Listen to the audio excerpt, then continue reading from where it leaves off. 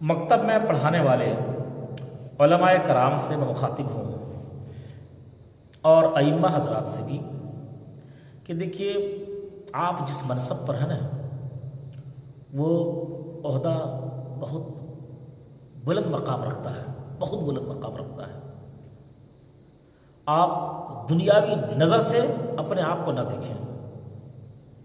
دنیا والے تو بہت حقیر سمجھتے ہیں، بہت غریب سمجھتے ہیں، بہت فقیر سمجھتے ہیں، مگر جو دنیا کی نظروں میں حقیر، غریب، فقیر ہوتے ہیں ان میں سے کچھ بندے ایسے بھی ہوتے ہیں جو اللہ کے نزدیک انتہائی محبوب ہوتے ہیں۔ تو آپ انہی میں سے ہیں۔ اگر آپ سچے ہیں، پکے ہیں، اہل سنت و جماعت پر قائم ہیں اور نبی کی محبت آپ کے دل میں ہے، آپ قرآن و حدیث پر عمل کر رہے ہیں، تو اس روئے زمین پر آپ یقیناً کہ اللہ کے ولی ہیں۔ اس طرح سینکڑوں علماء ہیں جو اللہ کے ولی ہیں، جو عمل کر رہے ہیں، جس کے اندر میں گھمنڈ اور تکبر نہیں ہے۔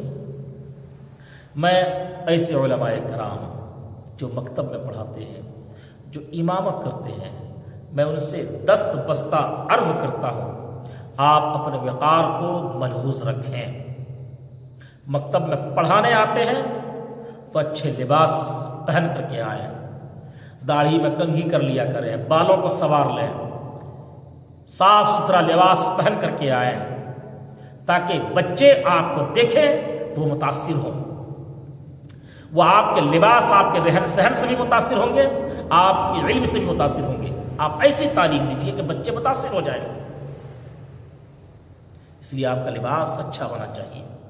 ایسا نہیں ہے کہ مکتب کا ٹائم ہو گیا ہے لنگی پہنے چل دیے، کپڑا کرتا ڈالے چل دیے، کپڑا مڑا ہوا ہے، گندا ہے۔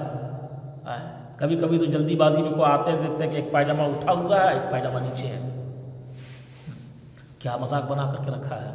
بھائی آپ کا اثر بچوں پر پڑتا ہے، آپ بچوں کو تربیت دیتے ہیں اور بچے وہی کرتے ہیں جو بڑوں سے سیکھتے ہیں۔